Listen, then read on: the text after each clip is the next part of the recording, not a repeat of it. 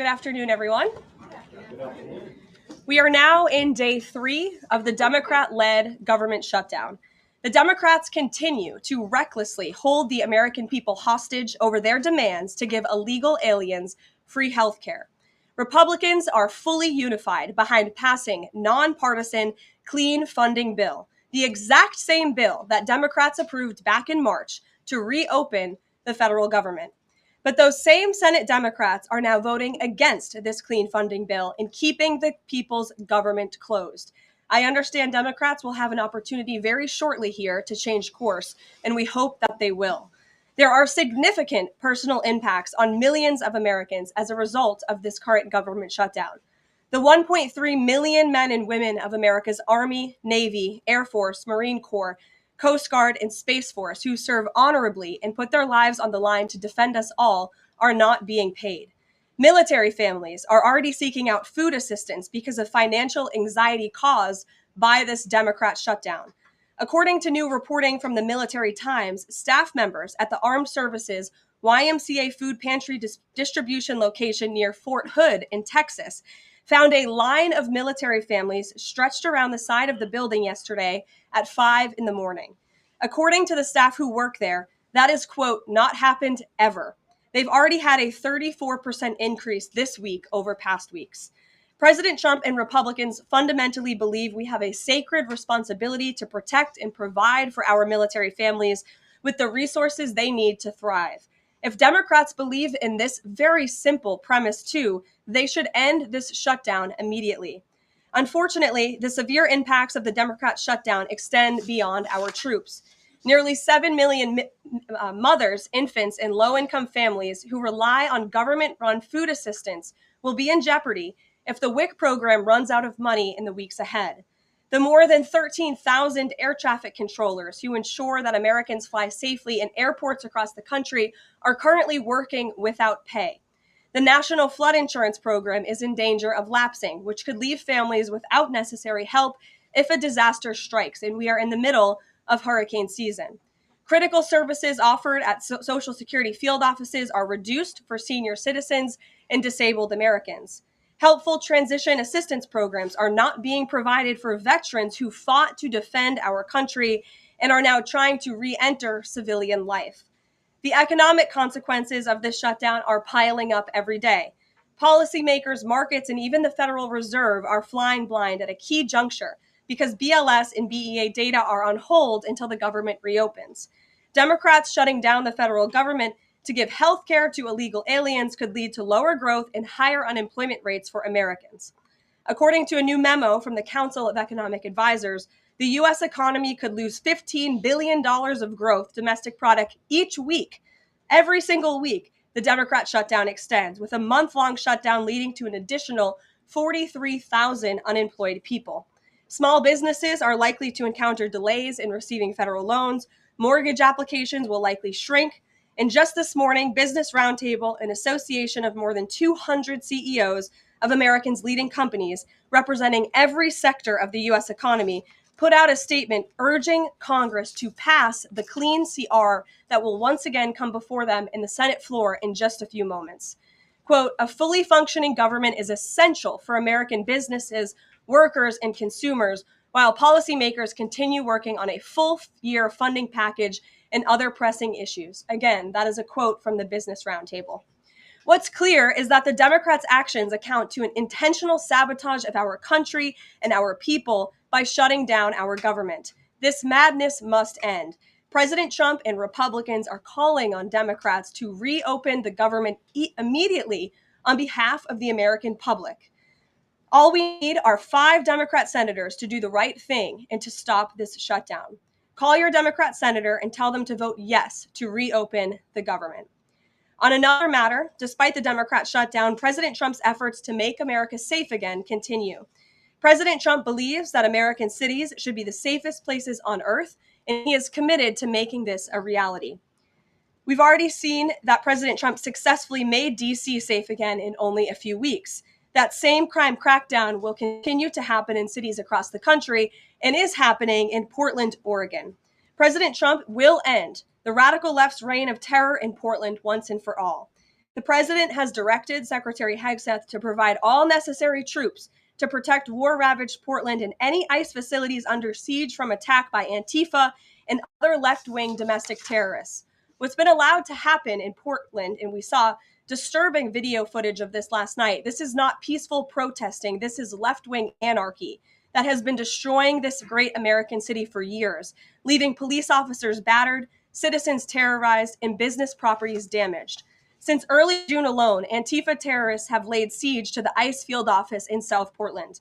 These radical left-wing lunatics have violently breached the ICE facility by using a stop sign as a battering ram, hurled explosives and other projectiles at law enforcement, repeatedly assault and dox officers, berate their law-abiding neighbors, and have even rolled out a guillotine in front of the ICE facility. And more people should be reporting on that. President Trump has sent federal law enforcement to protect federal assets and arrest those fueling this violence.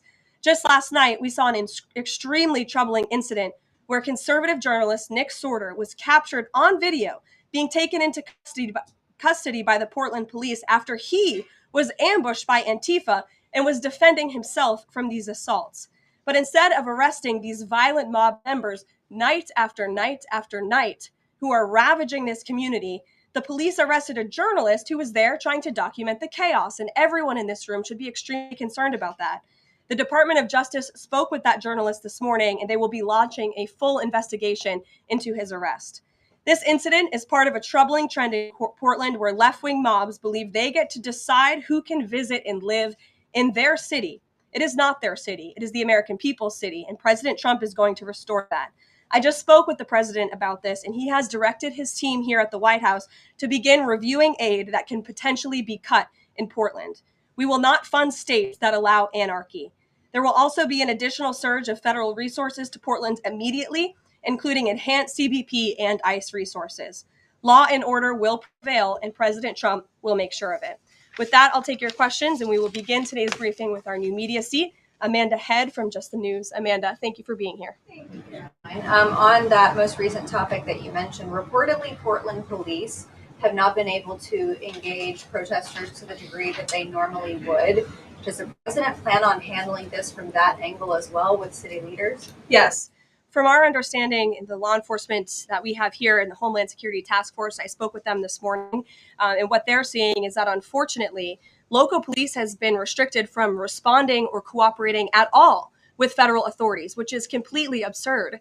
We have surged federal law enforcement personnel to this city to restore law and order and to work alongside local law enforcement. And we've seen the benefits of this in Washington, D.C. And all of you live here, so you can agree Washington, D.C. is and feels much safer because of the cooperation between federal and local law enforcement. They can and must be working together. And we think it's despicable that these local elected officials who swear an oath to protect their people are preventing law enforcement from doing their jobs on the ground. So that's why the president has directed his team here at the White House, and they are already on it to look into how we can cut funds. And the president wants to work with anyone. If the mayor of Portland were to call him right now and say, "Mr. President, please help us," I am sure the president would be willing to do that. He is genuinely serious about wanting to restore order in America's cities. But it's just become apparent that the local and elected officials in Oregon do not feel the same. And that's very unfortunate for the people who live there. And then one more question on the government shutdown. Should there be some type of scheduled layoffs to maybe entice Democrats to come to the table, like every hour, another agency, another 100 pink slips? I'm sure Russ Vought has a list of folks ready to go.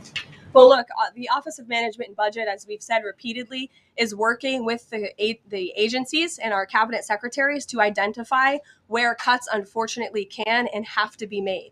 And again, we understand there's another vote happening on the Senate floor in an hour. Maybe if Democrats do the right thing, this government shutdown can be over. Our troops can get paid again. We can go back to doing the business of the American people. But if this shutdown continues, as we've said, layoffs are an unfortunate consequence of that. And Russ Vought has been in contact with our cabinet secretaries at their respective agencies to discuss that. Thank you, Amanda. Kelly. How would this administration define what makes a Democrat agency, which agencies, and what constitutes being a Democrat agency? I think this administration has been very clear, Kelly, that we're not going to tolerate waste, fraud, and abuse in our government. And we've also been very clear to point out when agencies or when programs do not align with this administration's values of putting our country first. You've seen that with USAID and in various other cases where there's been cuts made or funding has been slashed. And so, again, unfortunately, we're having to do a massive review of the bureaucracy to be good stewards of the American taxpayer dollar. And it's the Democrats who have forced the White House and the president into this position by voting to shut the government down. You've talked about thousands likely layoffs coming. Do you have an update on the timeline for that? How quickly? And if the government is restored to funding and back in operation, will that list of potential layoffs still be on the table? Look, as I just stated, the Office of Management and Budget is in constant communication and contact right now with our cabinet secretaries and agencies across the board to identify, unfortunately, where layoffs have to be made and where cuts have to happen. But again, the Democrats have an opportunity to prevent this if they vote to reopen the government. That is all this administration and the president is asking for. Vote for a clean continuing resolution to keep the government open. Peter. Thank you, Karoline. During the campaign. Thank you, Peter. I was raised to say thank you in the White House briefing room. During the campaign, President Trump said that he did not know anything about Project 2025. Now he knows about it. Is that the blueprint for shrinking the government? Look, the blueprint is what the president and his team and his cabinet secretaries ultimately decide. And the president trusts his cabinet secretaries to identify where there is waste, fraud, and abuse.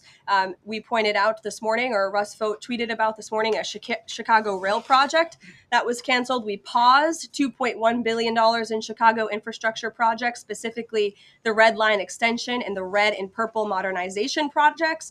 And it's because the administration is concerned that the Biden administration was handing out taxpayer dollars to pay for this construction based on DEI. DOT is reviewing the race-based contracting on unconstitutional grounds. And in the meantime, the Department of Transportation funds for these projects are on hold. So I guess this answers both of your questions. This would be an example of that. And just because there's so much shutdown talk, something different. What do you guys think about the NFL's decision to name Bad Bunny as the Super Bowl halftime performer, somebody who has not scheduled shows in the U.S. because he says that he's worried that ICE is going to come and arrest his fans? Well, look, I know there are many in this room who are very anxious to hear the president's response to Bad Bunny being the halftime show, so I won't get ahead of him. I won't reveal what he feels about this. Next time you all ask him a question, you're welcome to do that. I have my own feelings on that, but that's not what I'm up here to talk about. As far as ICE being at the Super Bowl, as far as I'm aware, there's no tangible plan for that in store right now. However, of course, this administration is always going to arrest and deport illegal immigrants when we find them. If they are criminals, we're going to do the right thing by our country. Kate.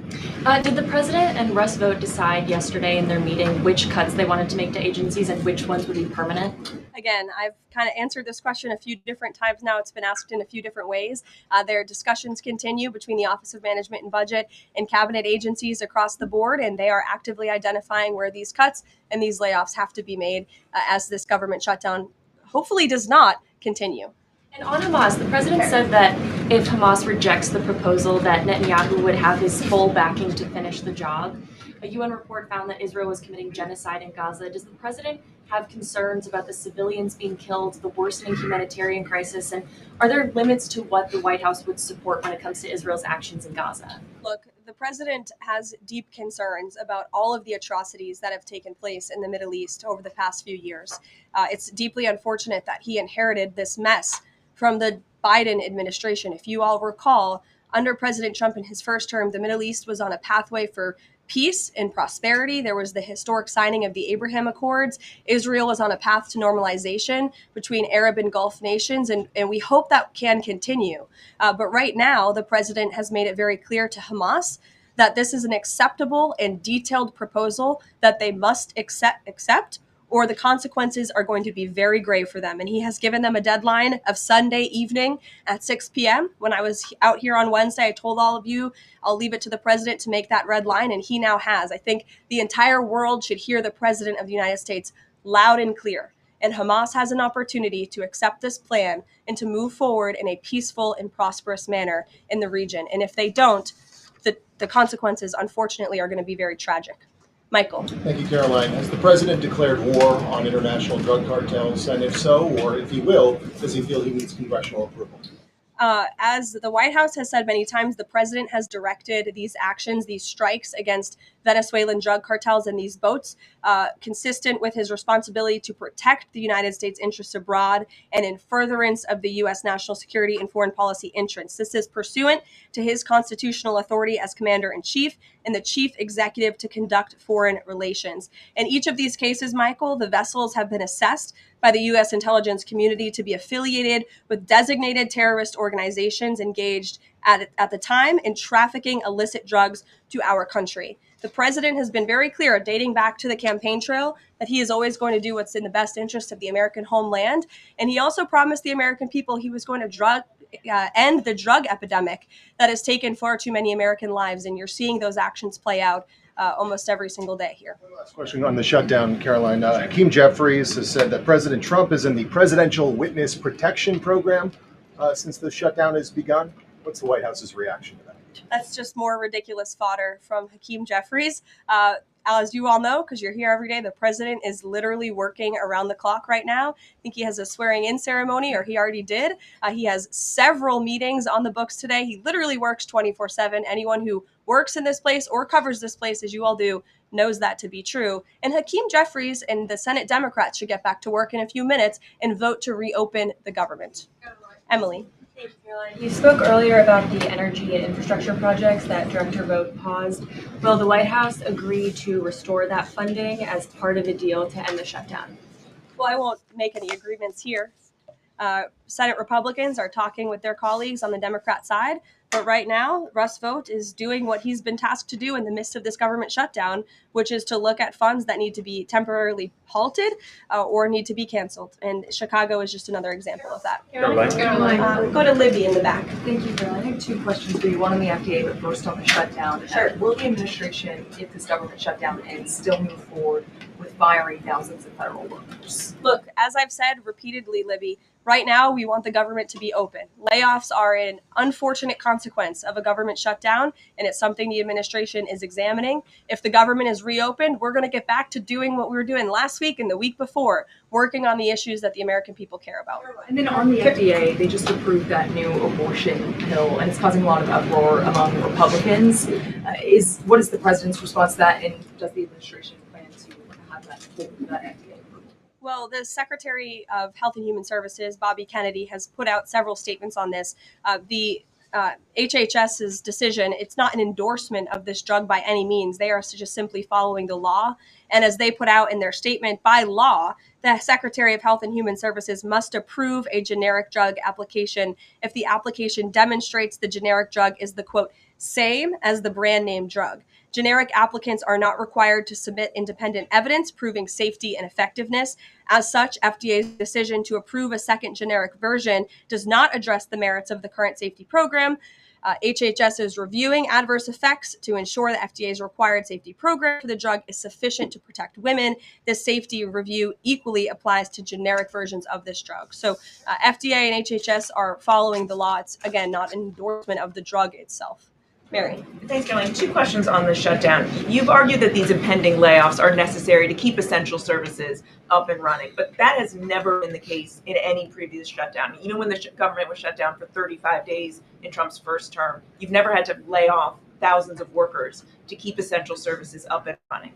So why are layoffs now necessary in this shutdown? Because we have an administration and we have a president who are wholeheartedly focused on restoring fiscal sanity to our government and doing the right thing by the American taxpayer. We are $37 trillion in debt, and the federal government is currently shut down. There is no more money coming into the federal government's coffers. And as you've also seen since the beginning in January, this administration is focusing on waste, fraud, and abuse. And so Democrats have given this administration an unenviable choice to have to take a look at the balance sheet and identify where these cuts and layoffs can be made. And you just said this is an unenviable choice, that this is an unfortunate consequence, but the president has described this as an unprecedented opportunity to lay off additional workers. He's posted a video likening Rust vote to the Grim Reaper. So which is this? Is this an opportunity to fire more workers or an unfortunate consequence? Look, the president likes to have a little fun every now and then, and I think both things can be true at the same time. Democrats have given the administration this opportunity, and we don't like laying people off. Nobody takes joy in that around here. And if you think that, then I think that's very sad. You view the White House and our staff as wanting to put people out of work. Nobody wants to do that, but sometimes in government you have to make tough decisions. Carrie. Going back to Portland, as far as the city council there is concerned, they appear to be very sympathetic towards the protesters over at the ICE facility. Is the White House considering invoking the Insurrection Act over in Portland? Is that something they are considering also? As far as the Portland City Council is concerned, are they looking at the members there who are appear to be helping out the protesters as far as suggesting to get burner phones, et cetera, et cetera? That's not something I've heard that's under consideration or discussion at this time. Karoline. Who's ever yelling in the back? Go ahead. Me. Sure. Thank you. Bianca Gracia here, and I have a question. This week, the Democrats have chosen illegals over hard-working Hispanic Americans during Hispanic Heritage Month, causing the White House to cancel the celebration with the president. Is the president open to letting the Hispanics who overwhelmingly voted for him have their own siesta fiesta in the White House lawn opposed to the fancy, we don't need fancy schmancy, right? You can give us the backyard and we'll fill it all in and have in our own fiesta. Is the president open to that? I had no idea she was going to ask that question. I just want to preface that. I've never met you. I just want to say that, but welcome to the briefing room. I love your energy. I can't personally unilaterally promise the South Lawn grounds. We have some construction going on out there, but I know that everyone here views it as very unfortunate we had to cancel or hopefully just reschedule the Hispanic American Heritage Month event. And it's because we are working around the clock during this government shutdown. When the Democrats vote to reopen the government, that event will be back in the planning stages. You're welcome. Brian, go ahead. Thank you very much. Welcome to the briefing room, by the way. I was with the Secretary of War and the Attorney General in Memphis just the other day as we were going to a command center. And I noticed a billboard along the highway that said, "Memphis welcomes the National Guard." Now, what is your message today to Democrat mayors watching us right now that suffer from TDS and they cannot get Trump out of the way to saving their city, Portland being one of them? They should do the right thing by their citizens, Brian. They should call the president. They should call the White House and say, we want to work with you. And in Memphis, we are seeing some cooperation. As you saw from that billboard, the people of Memphis are loving this, and they are very grateful for the federal government's efforts. And federal law enforcement is there. We're working alongside local law enforcement. We'd like to see it ramped up a little bit because we want to make progress, and we want to arrest as many bad criminals as we can. Since Monday, I do have some updated statistics from the Homeland Security Council this morning. Since Monday, 153 arrests have been made in Memphis, including 5 gang members. 48 illegal guns have been seized, and 5 missing children have already been recovered. Last night, 60 arrests were made and 21 illegal firearms were seized. Arrests from last night include a suspect wanted for rape of a child under 13, first-degree murder, breaking and entering, aggravated assault, illegal drug possession, and many more. So we continue to see good results coming in through Memphis, and the president is very excited about making Memphis safe again. In the blue. Thank you. At the top of the briefing, you made a statement about that the Democrats are interested in giving health care to illegal immigrants. Yes, they are. U.S. law already prohibits that. It's a 1996 law saying that they cannot give unauthorized immigrants any federally subsidized health care coverage through Medicaid, the Affordable Care Act, or the Children's Health Insurance Program. There seems to be a disconnect in the messaging. Are you denying that Medicaid money has never gone to illegal aliens in the United States of America? I'm asking you if you can explain the disconnect in the messaging. I most certainly can. The Democrats' proposal, their continuing resolution, let me just reiterate, the Republicans' continuing resolution was a clean continuing resolution. There was no partisan politics injected into it. There were no conservative wish lists injected to it. What the Republicans want and still want to this very second is a clean continuing resolution to fund the United States government. What did the Democrats want in their continuing resolution? They inserted a provision to undo a provision in the Working Families Tax Cut, the One Big Beautiful Bill, that ended taxpayer-funded health care illegal benefits for illegal aliens. Democrats' proposal would require Medicaid to pay more for emergency care provided to illegal aliens than Medicaid does for American patients who are disabled, elderly, or children. And this bill would have also allowed California to continue a gimmick that funds its Medicaid for illegals program. Those are things that we ended, the Trump administration ended with the passage and the signage of the One Big Beautiful Bill. And it is an undisputed fact, a fact that under the Biden administration, illegal aliens were absolutely receiving taxpayer-funded healthcare benefits. In fact, in fiscal year 2024, Medicaid costs for emergency services for illegal immigrants skyrocketed by 142% from the previous year to $9.1 billion. That's 9.1 billion taxpayer dollars that were going to emergency services for illegals. Between President Trump's last full fiscal year under his first administration and Joe Biden's last full fiscal year, Medicaid spending on emergency services for illegal immigrants nearly tripled. There was an increase of 196% between 2020 and 2024. And I have a chart here for you, and I'm more than happy to email it to you. I'd also like to add, because some were asking dishonest questions yesterday about emergency rooms. In Southern California, according to healthcare professionals in 2023, under the Biden administration, Southern California's, quote, entire healthcare system was being bombarded with illegal immigrants and forcing American patients to endure longer wait times. In Denver, Colorado, the CEO of Denver Health stated that 8,000 illegal immigrants made 20,000 visits to the city's health system in 2023, leaving an uncompensated bill totaling over $10 million. So when a illegal alien goes to the emergency room, who's paying for it? The American taxpayer. The main safety net hospital in Denver had to turn away patients due to the massive influx of illegal immigrants into the community. And UC Health Hospitals in 2024 reported their system was under stress from an increasing number of migrants. As a result, according to the head of emergency departments and urgent cares across the hospital system, quote, access is impeded for everyone. These are healthcare professionals who dealt with this directly, and there's a lot more where that came from. It is an undisputed fact that Democrats want to give taxpayer-funded healthcare benefits to illegal immigrants, period. Yeah, thank you, Karoline. Is the president talking directly to Democratic senators to try and get their vote for a clean CR? The Senate Republicans are speaking directly with moderate Democrats. I understand those conversations have become very serious, and we hope positive in the right direction so that Democrats will do the right thing. I don't know if you saw overnight a refinery in California went up in flames. Is the president going to help the governor should gas prices spike, or could he help the governor? Look, I know the administration and the White House are aware of that situation that took place. I don't have any announcements for you, Ed, on that. Has the president seen the first draft of the commemorative coin that the Treasury is doing for the 250th anniversary? It has his face on it. Oh, I'm not sure if he's seen it, but I'm sure he'll love it. Kara. Thank you, Karoline. It's now being reported that former President Biden's DHS and TSA placed peaceful January 6 protesters and even Americans who refused to wear masks during COVID onto watch lists usually reserved for terrorists. Most of these people were not charged with crimes. Does the White House have a comment on the prior administration violating the free speech and due process of these Americans? And where is the outrage from the left that claims to stand for due process and free speech? And after that, I have another question about protecting journalists from Antifa.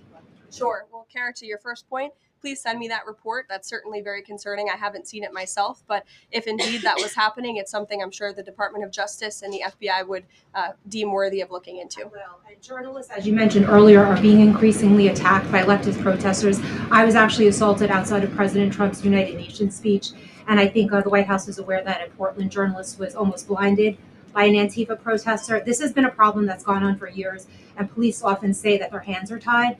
Does the White House have a plan or plan on issuing a statement, maybe discouraging this violence against journalists out on the street like me and so many others in this room? Well, I hope that my statement earlier in the briefing served that purpose. But of course, we condemn violence against anyone in this country, and journalists as well, who are exercising their First Amendment right. And there have been so many incredible independent journalists across the country who have gone undercover within Antifa and really have come to understand how this is a growing domestic terrorism threat inside of our country. And I would encourage maybe some of you in this room to get outside the Beltway and go do some of that undercover investigative reporting, because it is really incredible what they found. I met with one of them in my office yesterday, and they're doing very dangerous work in difficult circumstances. And Antifa is a very violent group, as you've experienced and that many others in the media have as well. Christian. Yeah, thanks, Karoline. Following up on Libby, sort of on the other side of the abortion debate, has the president abandoned his campaign pledge to mandate insurance coverage for IVF services? No. Was there any update on that? We flew by that May EO deadline for the White House to produce a plan.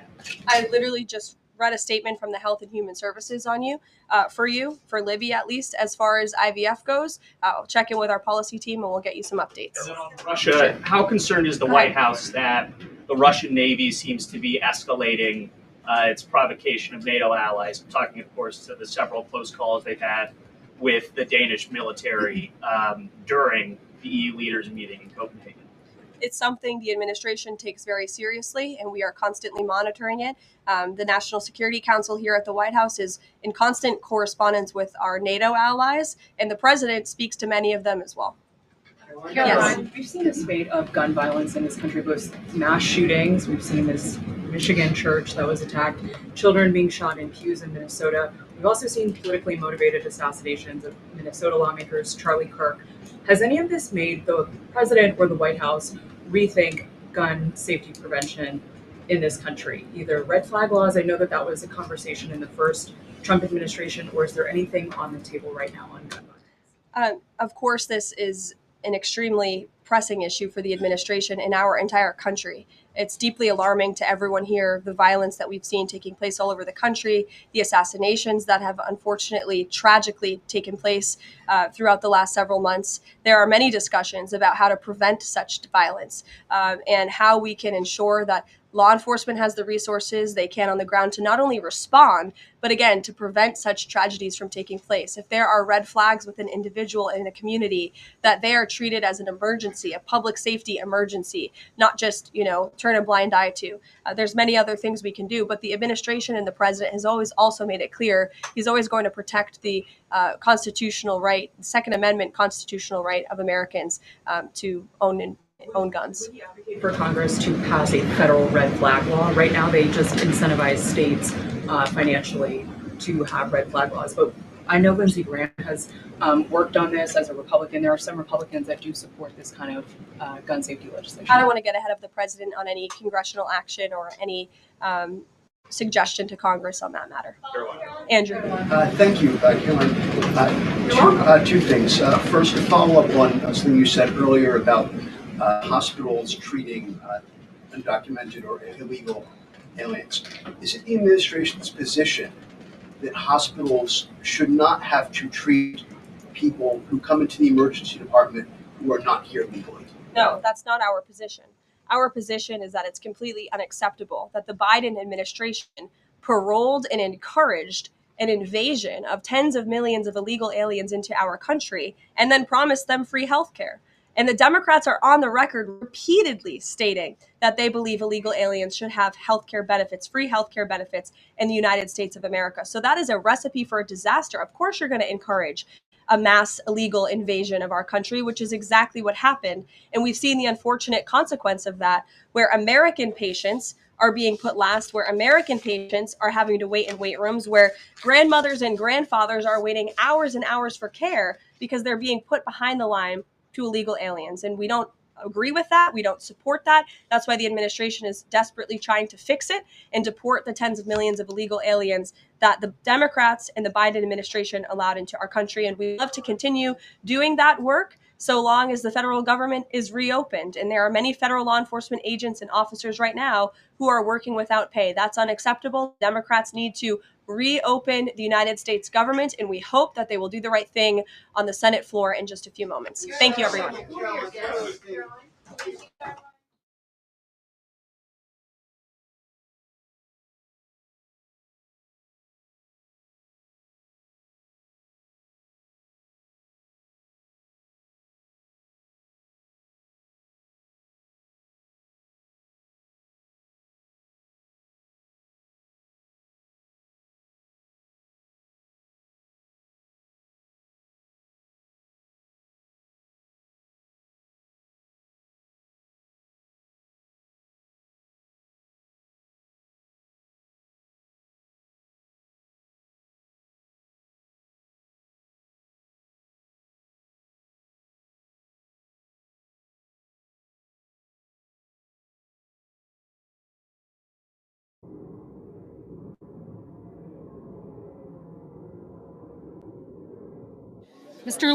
Mr. Lee, no.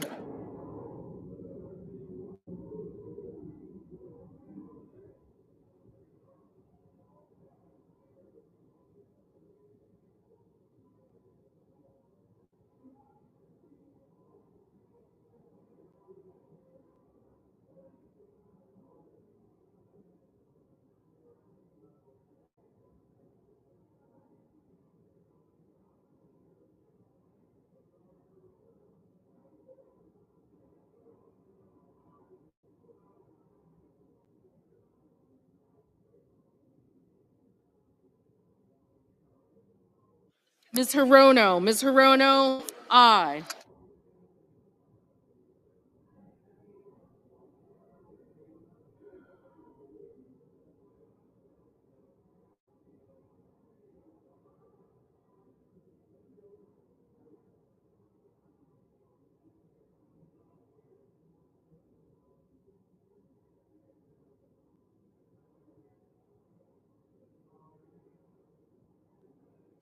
Mr.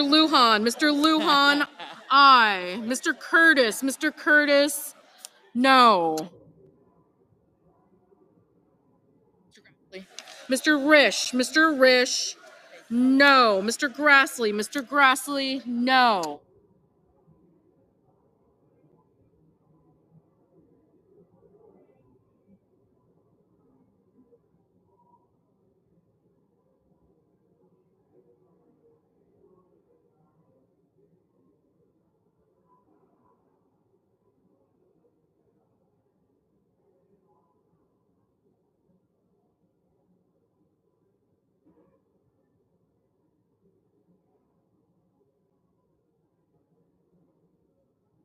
Ms. Klobuchar, aye.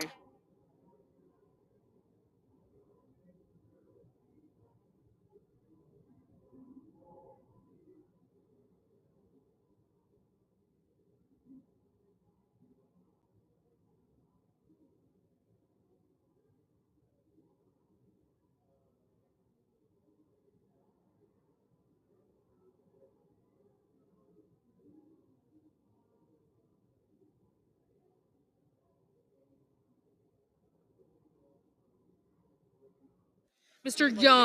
Young, no.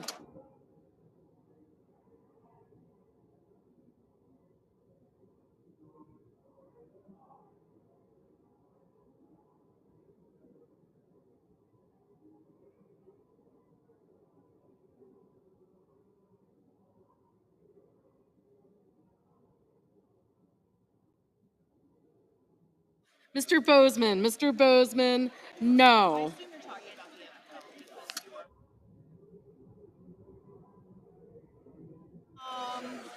Mr. Ricketts, no.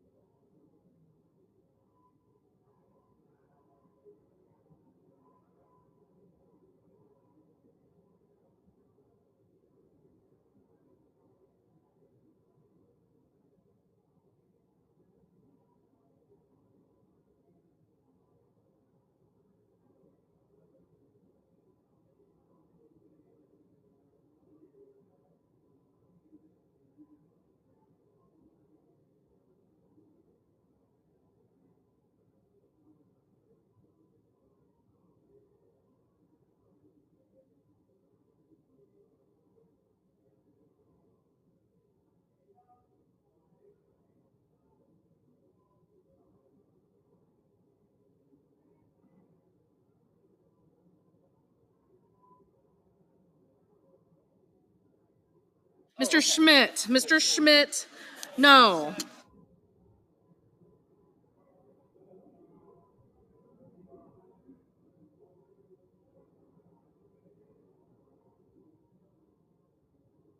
Mr. Kelly, aye.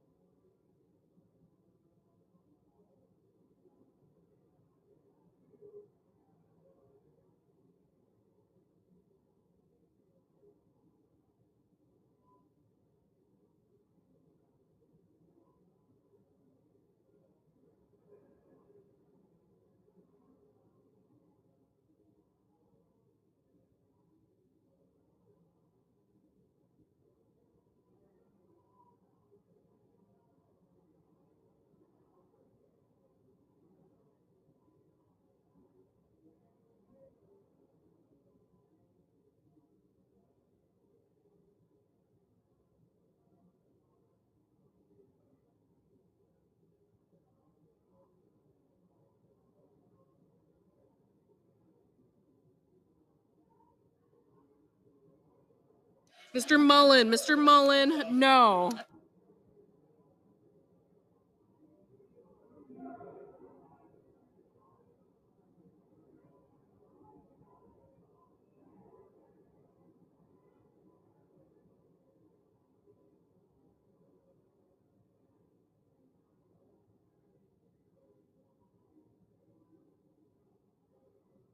Mr.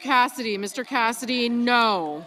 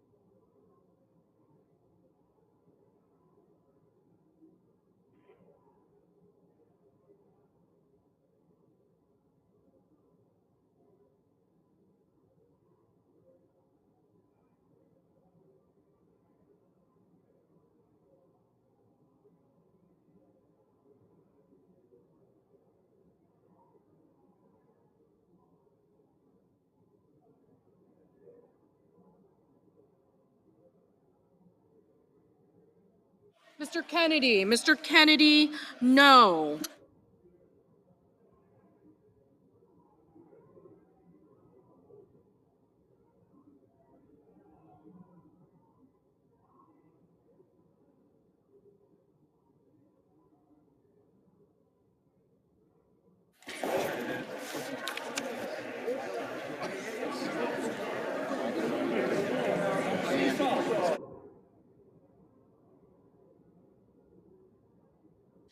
On this vote, the yeas are 46, the nays are 52. 3/5 of the senators duly chosen and sworn not having voted in the affirmative, the motion upon reconsideration is not agreed to. Madam President, Majority Leader. I move to proceed to the motion to reconsider the cloture vote on the motion to proceed to HR 5371. Question is on the motion. All in favor say aye. Those opposed, no. The ayes appear to have it. The ayes do have it. The motion is agreed to. Madam President, I move to reconsider the cloture vote on the motion to proceed to HR 5371. Question is on the motion. All in favor say aye. All opposed, no. The ayes appear to have it. The ayes do have it. The motion is agreed to. Under the previous order, the clerk will report the motion. I'm sorry. To invoke. Cloture motion. We, the undersigned senators, in accordance with the provisions of Rule 22 of the Standing Rules of the Senate, do hereby move to bring to a closed debate on the motion to proceed to Calendar 168, HR 5371, an act making continuing appropriations and so forth and for other purposes, signed by 17 senators. Under the previous order, the mandatory quorum call under Rule 22 has been waived. The question is it the sense of the Senate that debate on the motion to proceed to HR 5371, an act making continuing appropriations and extensions for fiscal year 2026 and for other purposes shall be brought to a close upon reconsideration? The yeas and nays are mandatory under the rule. The clerk will call the roll. Ms. Alsobrooks, Ms. Baldwin. Okay, you guys can go. No. I'm a no. You're a no, thank you. I did get you, thank you. Thank you, I got you. Ms. Cantwell. Oh, no, I'm yes. Okay, Scott.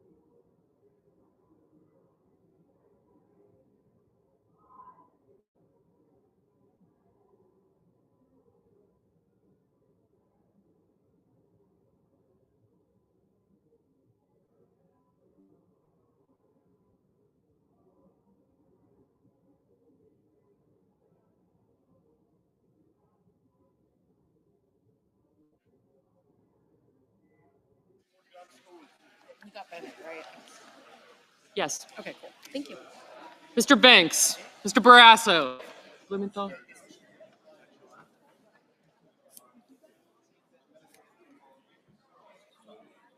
Mr. Bennett, Mrs. Blackburn, Mr. Blumenthal, Ms. Blunt-Rochester, Mr. Booker, Mr. Bozeman, Mrs. Britt, Mr. Budd,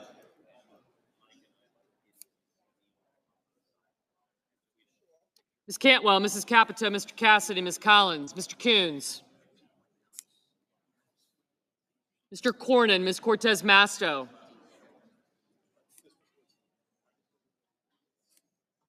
thank you, Mr. Cotton,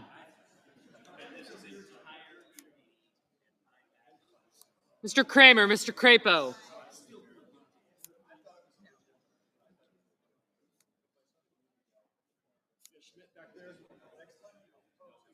Got it. yep, Marshall. thank you. Mr. Cruz, Mr. Curtis, Mr. Daines, Ms. Duckworth, Mr. Durbin, Ms. Ernst, Mr. Fetterman, Mrs. Fisher, Mr. Gallego, Mrs. Gillibrand, Mr. Graham, Mr. Grassley, Mr. Haggerty. Ms. Hassan, Mr. Hawley, Mr. Heinrich, Mr. Hickenlooper, Ms. Hirono, Mr. Hoven, Mr. Husted, Mrs. Height-Smith, Mr. Johnson, Mr. Justice, Mr. Kane, Mr. Kelly,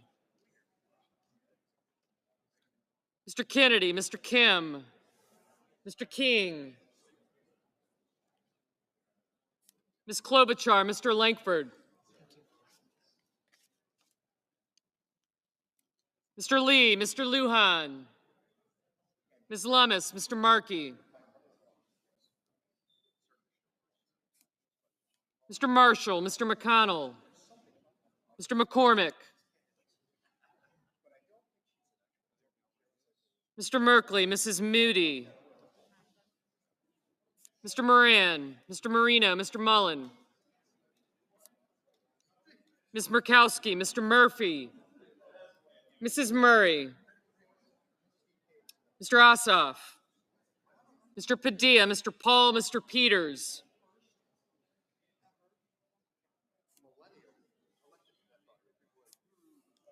Mr. Reed, Mr. Ricketts, Mr. Risch, Ms. Rosen, Mr. Rounds,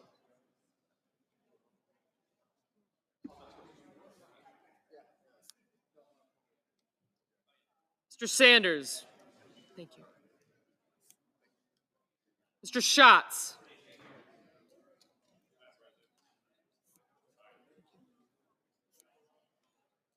Mr. Schiff, Mr. Schmidt, Mr. Schumer, Mr. Scott of Florida, Mr. Scott of South Carolina, Mrs. Shaheen, Mr. Sheehy, Ms. Slotkin, Ms. Smith, Mr. Sullivan,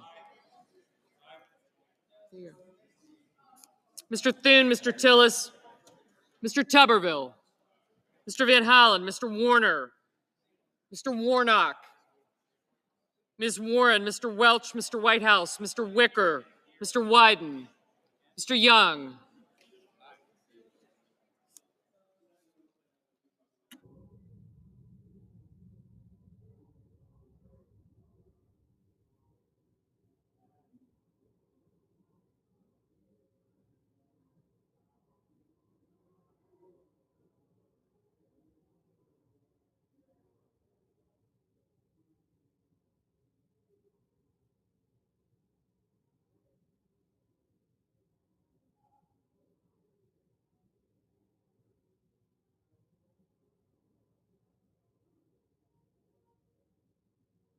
Senators voting in the affirmative: Banks, Barrasso, Blackburn, Bozeman, Britt, Budd, Capito, Cassidy, Collins, Cornyn, Cortez Masto, Cotton, Kramer, Crapo, Cruz, Curtis, Daines, Ernst, Fisher, Graham, Grassley, Haggerty, Hawley, Husted, Hyde-Smith, Johnson, Justice, Kennedy, King, Lankford, Lee, Lummis, Marshall, McConnell, Moody, Marino, Mullen, Murkowski, Ricketts, Risch, Rounds, Schmidt, Scott of Florida, Scott of South Carolina, Sheehy, Sullivan, Thune, Tillis, Tuberville, Wicker,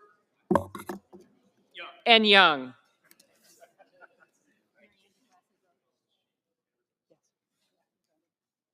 Senators voting in the negative: Alsobrooks, Baldwin, Bennett, Blumenthal, Blunt Rochester, Cantwell, Durbin, Hassan, Kane, Kelly, Klobuchar, Merkley, Murray, Padilla, Paul, Peters, Reed, Rosen, Sanders, Schiff, Schumer, Slotkin, Smith, Van Hollen, Warner, Warren, Welch, Whitehouse, and Wyden. Mr. Ossoff. Mr. Ossoff, no.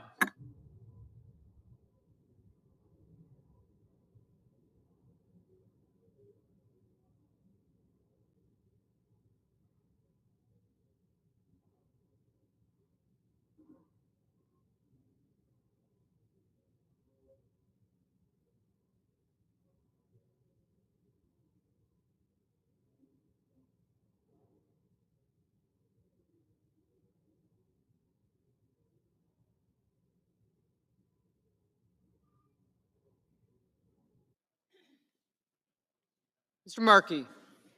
No.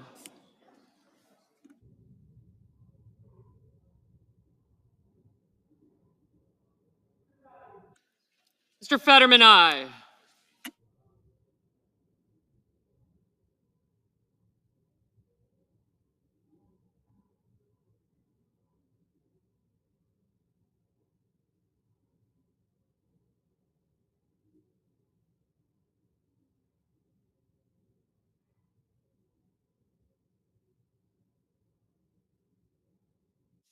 Mr. Hoven, aye.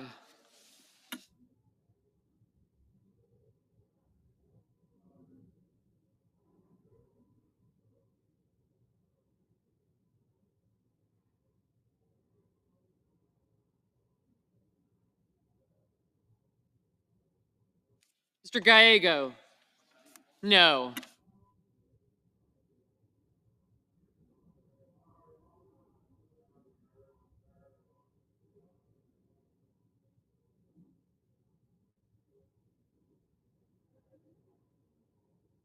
Mr. Hickenlooper? No. Ms. Hirono? No.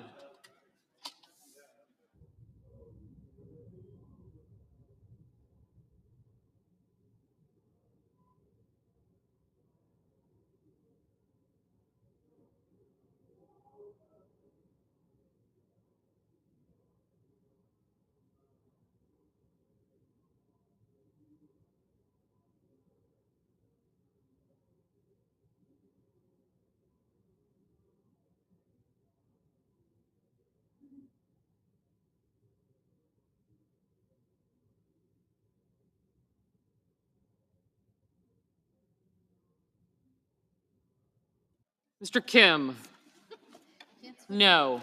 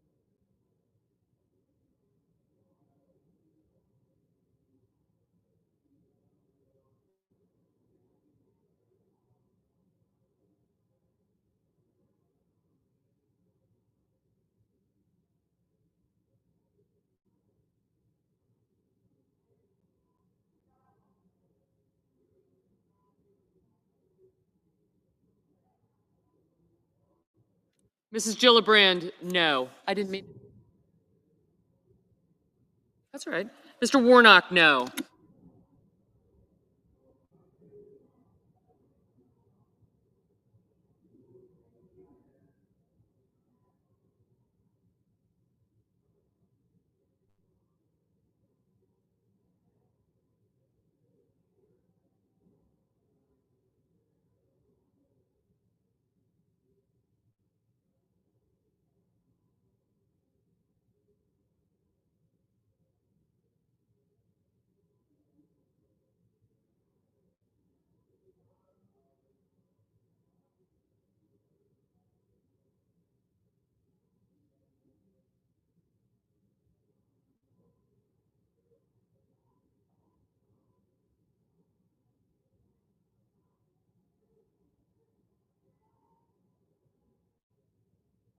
Ms. Duckworth? No. Mr. Lujan? No.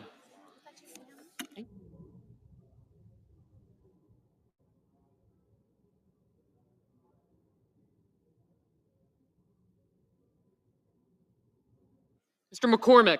Aye.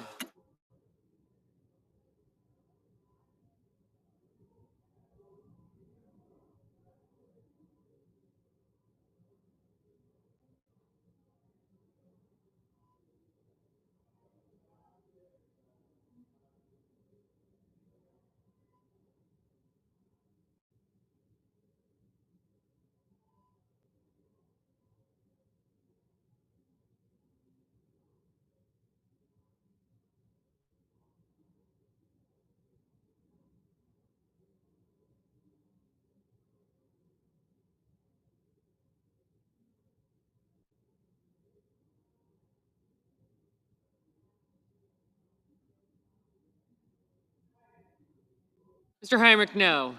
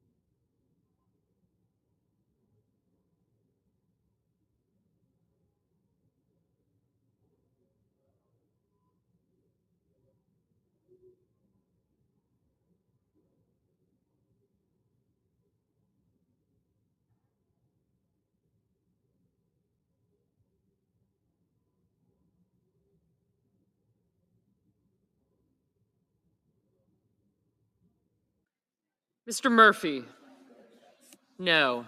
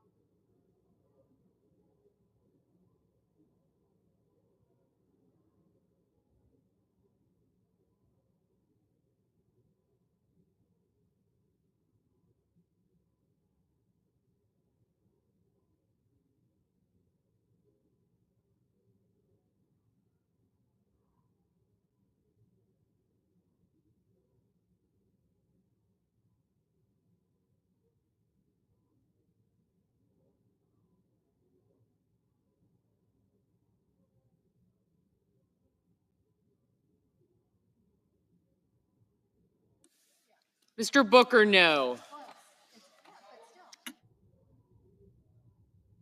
Mr. Schatz? No.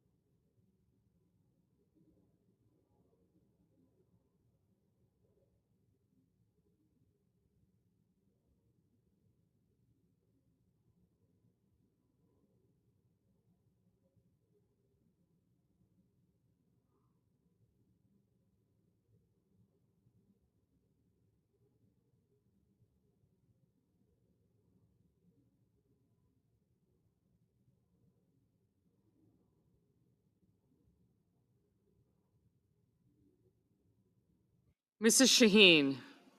No.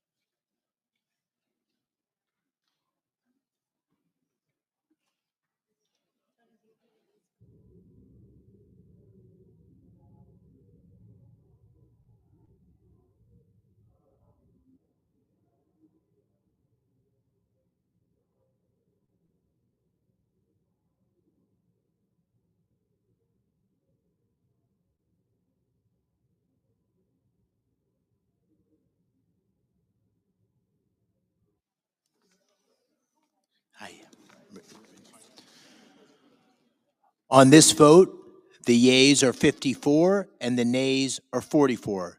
3/5 of the Senate duly chosen and sworn not having voted in the affirmative. The motion upon reconsideration is not agreed to. Mr. President, Majority Leader. Mr. President, I ask unanimous consent that the Senate resume legislative session being a period of morning business with senators permitted to speak therein for up to 10 minutes each. Without objection. Okay. Mr. President, The Democratic Leader. I move to proceed to calendar number 167 S2882. The clerk will report. Motion to proceed to calendar number 167 S2882, a bill making appropriations for the fiscal year ending September 30, 2026, and for other purposes. I send the cloture motion to the desk.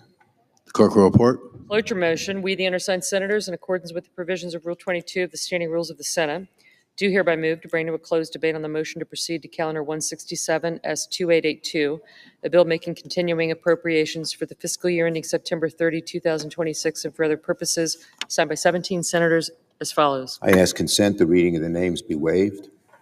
Without objection. I withdraw my motion to proceed. The senator has that right. The motion is withdrawn. Yield the floor. President. Majority Leader. Mr. President, I move to proceed to calendar number 168, H.R. 5371. Clerk will report. Motion to proceed to calendar 168, H.R. 5371, an act making appropriations and extensions for fiscal year 2026 and for other purposes. Mr. President, I send a cloture motion to the desk. The clerk will report the cloture motion. Cloture motion, we the undersigned senators, in accordance with the provisions of Rule 22 of the Standing Rules of the Senate, do hereby move to bring to a closed debate on the motion to proceed to calendar 168, H.R. 5371, an act making continuing appropriations and extensions for fiscal year 2026 and for other purposes, signed by 17 senators as follows. Mr. President, I ask consent to reading the names be waived. Without objection. And I move to proceed to executive session to consider the in-block nominations listed in SRS 412. The question is on the motion. All in favor say aye. Aye. Those opposed, no. The ayes appear to have it. The ayes do have it. The motion is agreed to. The clerk will report the nominations en bloc.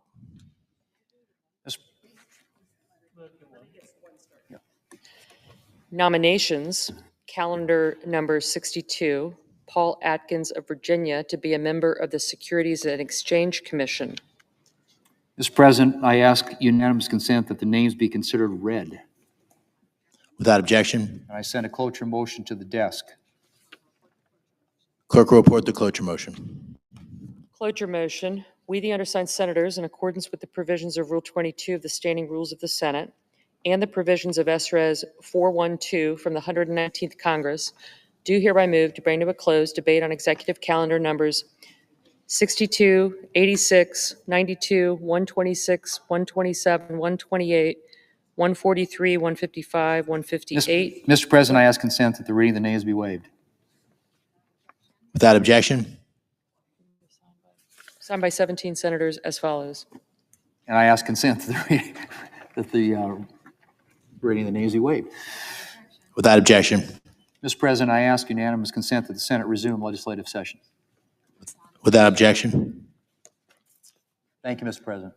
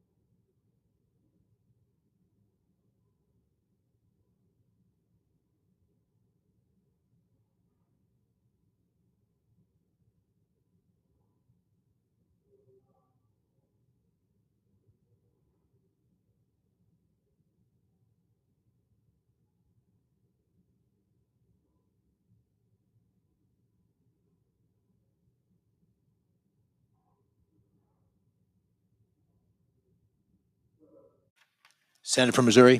Thank you, Mr. President. I ask for unanimous consent that the Senate proceed to the immediate consideration of the following bills in block: calendar number 77 S180, calendar number 79 S419, calendar number 80 S539, calendar 82 S1316, and calendar 83 S1563. Further, that the committee reported substitute amended to Senate Bill 1563 be agreed to, and the committee reported amendment for S1316 be agreed to, that the committee reported substitute amendment for S539 be withdrawn, and the Corden substitute amendment at the desk to S539 be agreed to. Finally, that the bills as amended, if amended, be considered read a third time, passed in block, and that the motions to reconsider be considered made, laid upon the table, all in block. Mr. President, I rise to request unanimous consent here on the bills that were just mentioned to call up and pass this year's Police Week bills. These are bipartisan bills. These are common sense. And most importantly, particularly in light of recent events, and you can turn on the television right now and see what I'm talking about, they would give this chamber the chance to demonstrate its commitment to the men and women who wear the badge and to the laws they serve to protect. This is not a time to mince words or blur lines. This is a time to speak clearly with full moral force. In cities across the country, our law enforcement officers are beset from below and above. From below on our streets, they face an emboldened criminal element and a resurgence of organized political violence. From above, in the halls of power, they face a political class which seems hell-bent on undermining and attacking them at every turn. We have watched this unfold for years now. The press has smeared and defamed our police officers, seeking to incite hatred and violence against them. Fringe academic ideas about defunding police and shuttering prisons have moved from the classroom to the courtroom to the legislature and then to codified laws. Riots, lawsuits, slashed budgets, malicious lies blared through the largest megaphones in our country. Time and time again, the system has sided with the criminal over the cop, the looter over the law. The result of this system could be seen in unprecedented waves of violence that ravaged our cities in the wake of the George Floyd riots in 2020. It can still be seen today on the streets of cities overtaken by Antifa. These are not rhetorical or theoretical concerns. We watched it happen in real time. It is not the product of social conditions or inequity or systematic this or that. It is the inevitable result of a civilization that's lost its moral nerve. A civilization that is too racked by guilt to punish its criminals, to enforce its laws, or to confront its enemies, even when those enemies are beating police officers and firebombing federal buildings right before our eyes. When a government loses the ability or the will to defend its own cities, its own institutions, its own people, then it ceases to be a government worthy of its name. The path back to justice is simple. It requires laws like the ones we are going to consider here today. It requires protecting the people who protect us, like the bill to equip first responders with protective gear against fentanyl exposure, keeping them safe from the very poisons they're trying to fight. It requires ensuring that our police officers are healthy in body and in spirit, like the bill to reauthorize critical mental health services for cops and their families. Every single year, more police officers die by suicide than die in the line of duty. This is profoundly a policy failure and one that is on us to fix. It requires hunting down the predators who seek to prey upon our kids from the darkest recesses of the internet, like the bill to reauthorize and modernize the Internet Crimes Against Children Task Force. This bill funds and enhances our ability to catch and convict the very worst kinds of criminals, those who target and abuse children. It requires building strong police departments with officers who know the neighborhoods and the people that they protect, like our bill to send local recruits to police academies if they agree to serve in the precincts in their own communities. And it requires wisdom and experience, like the bill to give state and local agencies the ability to rehire retired officers in civilian law enforcement roles.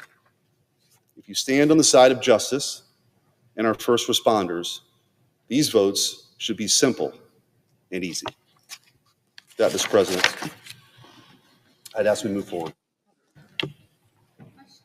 Is there objection to the unanimous consent request? Is there objection to the unanimous consent request? I'm going to reserve the right to object. Senator from New Jersey. I'm really grateful that this is one of the areas where we have a lot of bipartisan support, because this body, I would say unanimously, believes that we have to do more to help local law enforcement.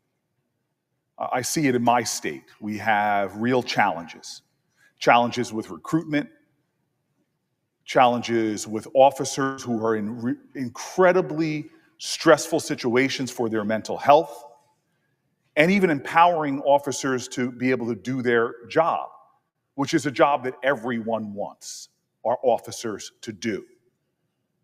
I say this all the time. If you polled my city, which is majority minority city, majority African-American city, and asked them, hey, do you want more police, less police, or the same amount of police? Undeniably, they would want more law enforcement. And when I talk to the law enforcement officers in not just my city, but up and down the state, they want more resources. It's why I have multiple bills to actually fund our police departments around our country, specifically in New Jersey, to empower them on everything from closing out murder investigations all the way to mental health. In fact, the legislation that's being brought forward, it's right, it's a bipartisan legislation. I am a co-sponsor of some of the bills that we have right now on the floor. We should be united in this body, all 100 of us, to stand up for public safety and to fund our police, get them the resources and the equipment that they need to do their job. Unfortunately, that's not what's happening. President Trump, through an arbitrary executive order, has told this body that your intentions will not be followed. The legislation that is being proposed today, the president has already said, those DOJ grants will not go to certain states: Illinois, California, New York, New Jersey, that they are not eligible for these grant programs. That's not a bipartisan way of going about it. That's singling out certain states over other states. That's actually defunding the police departments in certain states for other states when you say these states that have gotten many of these grants in years past can no longer get them. None of us in this body should support that. All of us in this body should join together and say, when Congress passes a grant program, the President of the United States cannot arbitrarily decide which states receive those grants and which states don't. I feel a driving sense of urgency that we must support our police officers. They are facing greater and newer challenges in this country. I feel a deep urgency to support mental health issues in particular, because I lost one of my dear childhood friends who died by suicide in uniform. I want to make a simple adjustment to this legislation. Very simple. And what it would do is basically say that when this body has approved these grant programs, the president can't undermine the founder's intention that we hold the purse strings, that the president can't undermine that, and these grants have to go out as Congress intended them. That's all I'm asking from my colleague across the aisle. It's all I'm asking from this body, is that we together say we need to get resources for police officers in all of our country. We shouldn't be picking out some departments and not others. This is just simply making sure that this is a bipartisan effort to fund local police officers. And so I ask my colleagues to pass these bills as I amend them, so that we can refocus on the urgent work of reopening the government and then providing all law enforcement agencies with the resources they need, ensuring every law enforcement agency has a fair opportunity to secure funding to support their work, to support the men and women, to support their sacred and noble duties. We should work in a bipartisan way. And so I ask that the consent be modified such that my amendments to S-180, S-419, S-539, S-1316, and S-1563, which are at the desk, also be agreed to with all the other provisions that my colleague is asking for remain intact so that we can fund all of police and stop our president's attempt to defund police departments in blue states. Is there objection to the modification? Mr. President. Senator from Missouri. Reserving the right to object. Mr. President, let's be clear about what this provision does for my friend from New Jersey. It's an attempt to throw a lifeline to these sanctuary cities that are openly defying the law. In order to receive federal grant dollars, you can't withhold information from federal law enforcement. That's what they're doing. That's what it means to be a sanctuary city. What you're saying is we're not going to work with ICE or any other federal agency because we want to protect illegal immigrants in our cities. That's what's happening. That's deeply unpopular with the American people. And that's why the president has taken his action to try to get these cities to come along and be part of the program with the rest of the country to say, we're all going to work together to keep our communities safe. This provision is a direct attempt to undermine the Trump administration to do that and their renewed enforcement of our immigration laws. I know some people got used to the last 4 years where 20 million people came here illegally and federal law enforcement was handcuffed by the Biden administration to actually enforce our immigration laws. So much so that the rhetoric that had been exhibited for that time now is carried over. And you see fire bombings, you see attacks on ICE officials, attempts to dox them, to destroy their families and their reputations, their finances, because they've been led to believe by many with the loudest microphones that somehow everyone's entitled to be here for as long as they want, that our laws don't matter, that borders are arbitrary lines on a map and we're all global citizens. And the white papers from the 60s and the 70s found their way into the halls of the highest offices in government. In the Biden administration, these Ivy League grads who wrote these white papers or read these white papers or indoctrinated by these white papers were suddenly in charge. Well, there's a new sheriff in town who actually believes in law and order. And so I would hope that city leaders who defy our federal laws shouldn't be entitled to federal tax dollars. Federal grant dollars are not entitlements. They're not unconditional welfare for the far left activists. If you want federal funds, you have to comply with federal law. Sanctuary cities are in open defiance of federal law. They actively prohibit their officials from cooperating with federal immigration officers. They release violent offenders, suppress gang databases, and do everything in their power to prevent the men and women of law enforcement from enforcing our laws. That's what they're doing in sanctuary cities right now. Every one of the Police Week bills that I've offered for unanimous consent, and my friend from New Jersey is indeed a co-sponsor of, are very, very bipartisan. I can't actually believe we're in a place that we're going to be holding up that kind of bipartisan legislation when you see the violence against law enforcement officers in our country every single day. This is a lifeline to them, the help that they need, not just to do their jobs, but to be able to seek the services so they can be healthy physically and mentally. So let's be clear about what's happening. And my friend has, a few moments here to reconsider this. These are common sense. And if anything from last November we could take away, is that the American people voted for a return to common sense. And with that, Mr. President, I object. Objection is heard. Mr. President. Is there objection to the original request? Senator from New Jersey. Yeah, I just, again, I have so much respect for my colleague. I want to respond to some of the things he said because, again, I just want to affirm that he is right on the urgency to help our police officers. He is right that states should abide by federal law that passes from this body. But what we have now is a president in his first term that didn't ever try something like this, which is undermining the will of Congress. This is really unprecedented. That has never happened. Republican president, Democratic president, including Donald Trump's first term, where he suddenly said, I'm going to turn off the spigot of support to local law enforcement agencies because I don't agree with your policies. I think that's a threat to the independence of our branch of government. I think that that is, in so many ways, violative of our shared values on both sides of the aisle. But let me go further than that.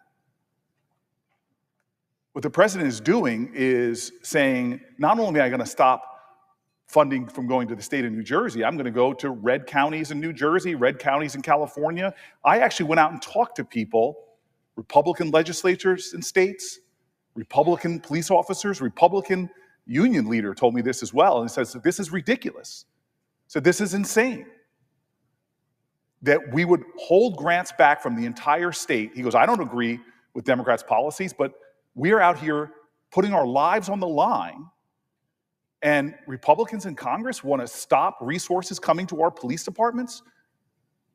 One of the union leaders says to me that my guys are out there sacrificing their lives, and we can't get help that both sides of the aisle agree on? And so, yeah, my colleague and I disagree on domestic immigration policies.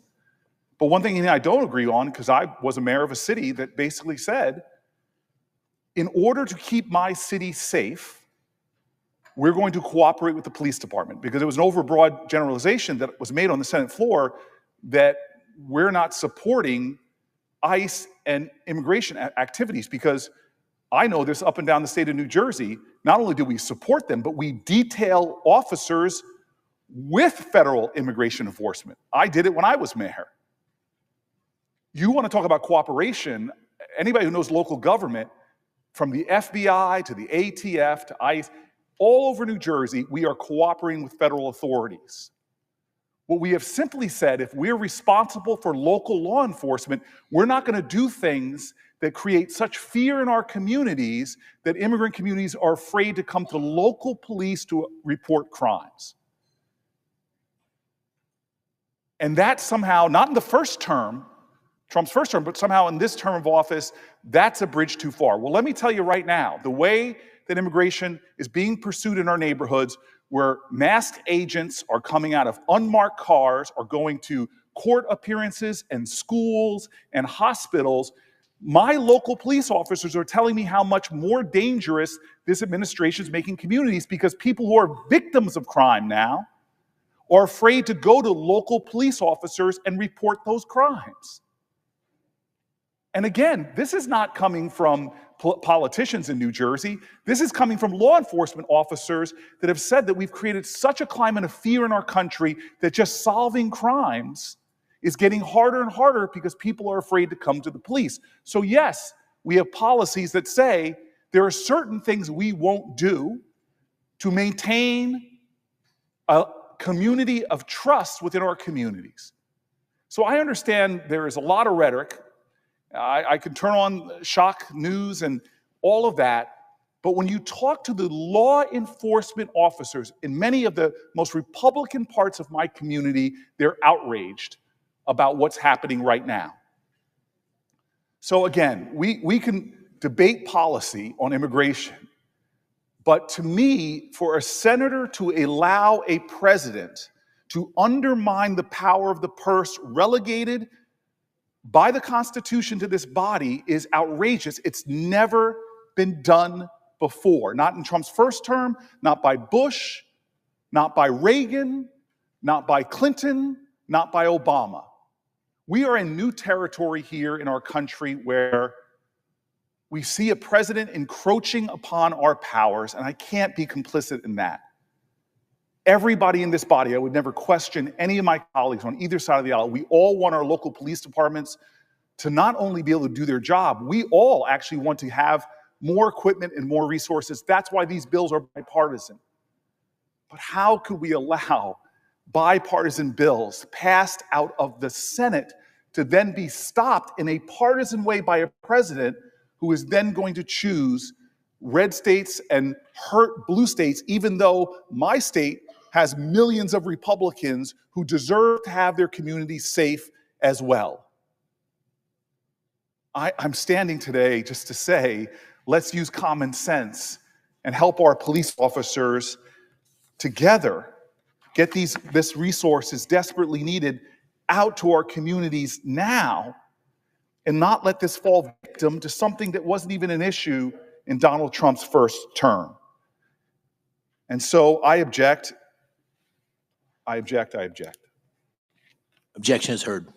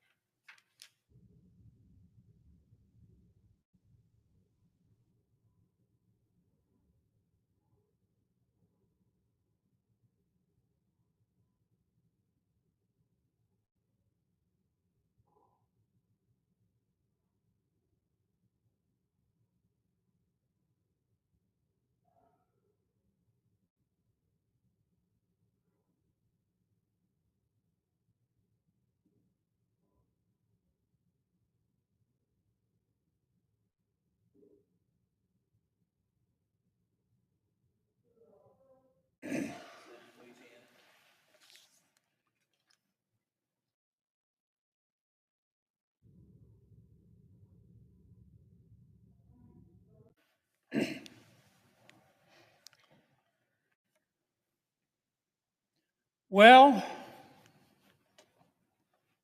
the shutdown melodrama continues. I love the smell of melodrama in the morning. It smells like the United States Senate. I said the other day that this shutdown is just further proof that human evolution is a slow process. This shutdown, what you're witnessing now, is just further proof of why it took human beings thousands of years to learn how to stand upright. This shutdown is bone deep, down to the marrow, stupid. Some shutdowns are based on policy. Some shutdowns are based on politics. Some shutdowns are based on a combination of both. This one is pure. It's pure as ivory snow. This shutdown is based on politics. Let me tell you what's going on. I believe in a two-party system, Mr. President. Why? Because two parties create competition. And competition makes all of us better. It does. The Democratic Party, the opposite of my party, the Republican Party, the Democratic Party is competing within itself right now. And there is a distinct wing of the Democratic Party that is winning that competition. If I wanted to use a pejorative expression, I would call it the loon wing of the party. The loon wing of the Democratic Party. Or you might call it the Bolshevik wing of the Democratic Party. I think a more accurate description is to call it the socialist wing of the Democratic Party. I think that's fair. Now, I'm not saying that all of my Democratic friends are socialists, but there is clearly a wing of the Democratic Party that can only be described accurately as the socialist wing of the party.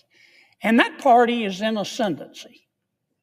That party is in control. Now, my friend Senator Schumer is the leader of the Democrats in the United States Senate. And he, of course, has instructed his colleagues to vote to shut down government. And Senator Schumer has been criticized for that, and I understand. I don't agree with him. I think he made a mistake. But I don't think Senator Schumer is the leader of this effort. I don't. I think Senator Schumer, like many of his colleagues, would like to be loved by everybody in the party, and he would like to be loved by the socialist wing of his party. And I do think that's part of what is motivating this shutdown, and that's why I say it's all about politics. But I don't think Senator Schumer is the person in charge, because Senator Schumer is not the leader of the socialist wing of his party. Congresswoman Ocasio-Cortez is. She's running the show. It was no accident the other day the Congresswoman let it slip. She said, if you really want to negotiate at the end of this shutdown, come see me. Come see me. And I think any fair-minded person has to look right now and say that the two leading members, the quarterback, the two leading members of the socialist wing of the Democratic Party, the quarterback is Congresswoman Ocasio-Cortez. Now, her substitute is Senator Bernie Sanders. But I think it's the Congresswoman who's calling these shots. Now, Mr. President, I don't hate anybody. I've said that repeatedly, and I mean it. I like all of my colleagues. I look for grace wherever I can find it. When I say my prayers, I do. Every single time I ask God, don't let me hate, because it's hard sometimes. It's hard up here. But I do. I say, God, don't let me hate. And I certainly don't hate Congresswoman Ocasio-Cortez. I want to make that very clear. She has the right to her opinion. She has the right to try to have the socialists take over the Democratic Party. That's the American way. Ironically, I think what she's doing is anti-American, but she has the right as an American to do it, so I don't hate her. But I judge her by her policy. She has her opinion, and I have mine. And I have to judge her candidly by her policy. Here is what the socialist wing of the Democratic Party, led by Congresswoman Ocasio-Cortez, has said to the American people and to the United States Congress and the Republicans in Congress. If you Republicans don't agree to make the federal government $1.5 trillion, not $1 million, not $1 billion, $1.5 trillion bigger, we're going to shut government down. Well, of course we said no. I'm not going to vote for that. My mother didn't raise a fool. And as I've said before, if she did, it was one of my brothers. I'm never going to vote for that. Now, where do I come up with this figure of $1.5 trillion? Well, the first thing that the socialists and Congresswoman Ocasio-Cortez is asking us to do is to repeal the health care reforms in the One Big Beautiful Bill. We just passed them. We just passed them. Here it is, Subtitle B, Health in the One Big Beautiful Bill. Now, we didn't cut Medicaid in the One Big Beautiful Bill. In fact, under our bill, Medicaid is going to increase 2% a year over the next 10 years. Now, what we did by reforming Medicaid, which Congresswoman Ocasio-Cortez wants us to reverse, we cut out the waste and the fraud. For example, we found out that there are, no kidding, I'm not just making this up, we found out that there are 2.8 million people on Medicaid who are double dipping in America. They're either signing up for Medicaid in Louisiana and Mississippi, double dipping, or they're signing up for Medicaid in Louisiana and they're signing up for the Obamacare subsidies. That's called cheating. Our bill would put an end to that. and it would save about $140 billion on 10 years. The socialist wing of the Democratic Party and Congresswoman Ocasio-Cortez want us to reverse that. The second thing we did in our health care reforms in the One Big Beautiful Bill is to say you've got to stop lying when you apply for Medicaid. Under President Obama, we had virtually no eligibility checks. People could walk in and the Medicaid folks would say, how much do you make a year? And they could say $30,000 a year. And they'd say, okay, you qualify. Now, I trust people. I've said it before on this floor. I play cards with my friends all the time. They're friends. I cut the cards anyway. We have found, for example, just in Louisiana, we did a statistical sample of the people on Medicaid in Louisiana. Our auditors found 1,600 people on Medicaid making $100,000 a year or more. That's cheating. So our bill put an end to that. Congresswoman Ocasio-Cortez and the socialist wing of the Democratic Party want us to put it back. They want to let people cheat. What else are the socialists asking for in this $1.5 trillion? Well, they're saying we don't want people who can work to work. We put a provision in our bill that the Congresswoman and the socialist wing of her party want us to take out that says, look, if you're between the ages of 19 and 64 and you're able-bodied, we're not talking about a mother with a sick child in her arms, you're able-bodied, you're perfectly healthy, and you don't have any dependent kids at home, then if you qualify based on income, we'll give you Medicaid, but you have to work. You have to work 20 hours a week or go to school 20 hours a week or do community service 20 hours a week, because the free enterprise system, jobs, have done more to lift people out of poverty than all the social programs put together. That's what's called a work requirement. What's wrong with that? Those who can't work should work. Our welfare programs were meant to be bridges, not parking lots. Congresswoman Ocasio-Cortez and the socialist wing of her party want us to reverse all of that. What else do they want us to do? Well, they're upset at us over the Affordable Care Act. Now, let me tell you what all this is about with the Affordable Care Act.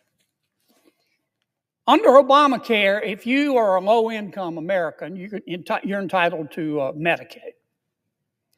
If you are a middle-income American, you have a job, then chances are you get insurance through your employer. Most people do. But if you're in the middle, you make a little more money than the poverty level, but you can't get insurance through your employer, we provide what's called the Obamacare exchanges. So when we talk about the Obamacare subsidies, that's what we're talking about. It's about 24 million people. And it was meant for people, for lower income people. Up until 2019, it was all for low-income people. And then in 2019, without any Republican votes, President Obama said, look, we're in a pandemic. We're going to raise the limit. We're going to say there are no income limits on Obamacare paid for by the taxpayer. We've got 24 million people on Obamacare. When they raised the limits, you can make any amount of money and still get a subsidy. That added about 1.6 million people on Obamacare. Obamacare was meant for people who make from roughly $30,000 a year to $130,000 a year, families of four. Now, because President Biden raised the cap, we've got people making $600,000 a year, $150,000 a year, families making $200,000 a year, getting subsidies from the American taxpayer. Why? Because they said we needed it in the pandemic. The pandemic is over. And that's why the Democrats, when they passed the bill, put in a provision that says at the end of this year, those extra subsidies are going to end. Congresswoman Ocasio-Cortez says no. Until you agree to let them continue, to let anybody at any income level get subsidies, we're going to shut government down. That's their third demand. And that is part of the $1.5 trillion. And finally, of course, the Congresswoman is saying we want you to give $500 billion, not $500,000, not $500 million, $500 billion. We want you to give $500 billion to the Corporation for Public Broadcasting because we like what they say. Well, we just eliminated money for all forms of media in the Affordable Care Act. Now, those are the demands. Those are the demands. I'll mention one more. Congresswoman Ocasio-Cortez got very, very upset, as did the socialist wing of her party, when the president sent over what's called a rescission package. Basically, President Trump just said, we want you to take some stuff out of the budget that we think is wasteful. And we did. And that upset the Congresswoman. She's entitled to be upset if she wants to. But that really upset the socialist wing of the party. And so we took out, and here's what they want us to put back in. We found that under President Biden, they were spending $3 million for circumcisions and vasectomies in Zambia. We took that out. The Congresswoman says, we're going to shut down government till you put that back in. We found $500,000 of American taxpayer money for electric buses in Rwanda. We found $3.6 million for pastry cooking classes and dance focus groups for male prostitutes in Haiti. I kid you not. I'm not making this up. It was in the budget under President Biden. We took it out. Congresswoman Ocasio-Cortez in the socialist wing, the loon wing of the Democratic Party, says we're going to shut down government until you put it back in. I'll just read you a few more that we took out. They are demanding we put back in. $6 million for media organizations for the Palestinians.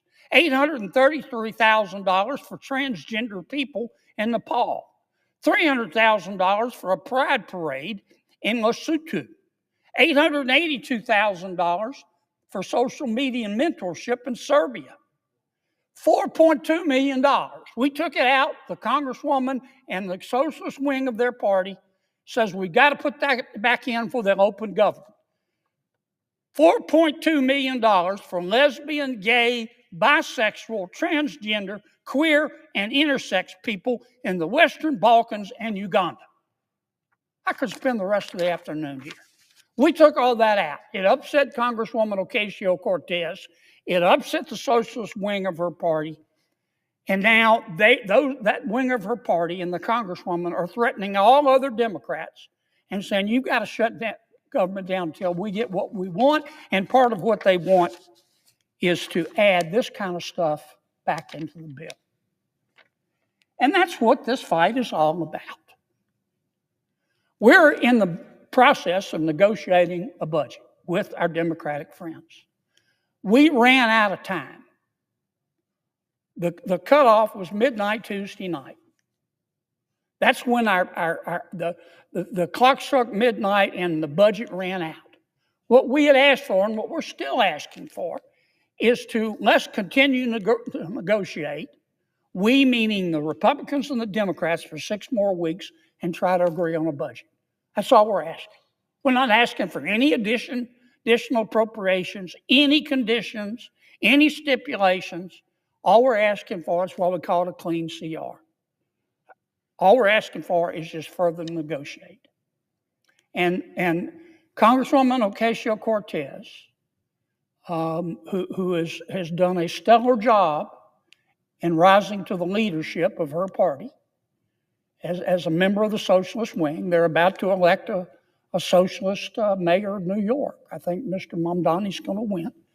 They have said to our request, let's just continue the status quo for 6 more weeks. They said, we'll give you 6 more weeks if you will give us $1.5 trillion. That's what they're demanding. And that's why we're shut down.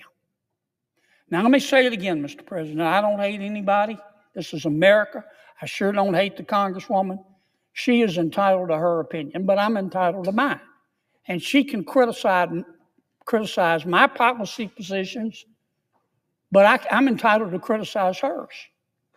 And I'm here to tell you, Mr. President, in front of God and country, based on her policy positions that she's demanding, based on her policy positions that she is demanding, that I just outlined, $1.5 trillion of pure, unadulterated spending porn. Based on that demand, based on her policy positions, the American people are looking at her and saying, this person has single-handedly put an end to dumb blonde jokes. Because that is the craziest thing I've ever heard.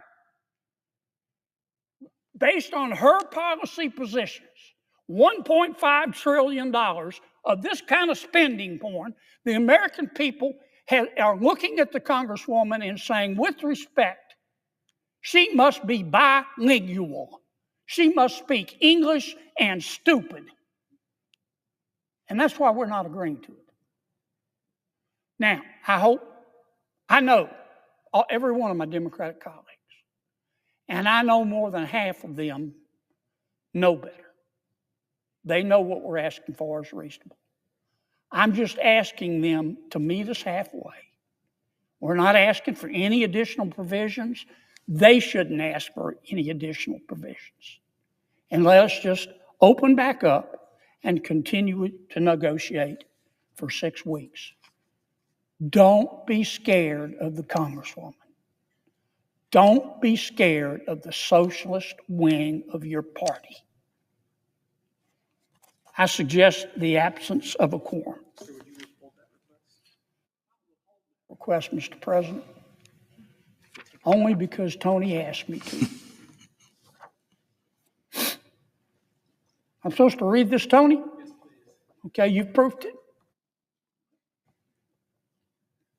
I ask unanimous consent, Mr. President, that when the Senate completes its business today, it stand adjourned until 3:00 p.m. on Monday, October 6th. You check those dates, Tony? That following the prayer and pledge, the journal of proceedings be approved to date, the morning hour be deemed expired, the time for the 2 leaders be reserved for their use later in the day, morning business be closed, and the Senate resume consideration of Cal 115 S2296. Finally, that the cloture motions filed during Friday's session of the Senate ripen at 5:30 p.m. Without objection. If there is no further business to come before the Senate, Mr. President, I ask that it stand adjourned under the previous order. The Senate stands adjourned until 3 p.m. on Monday.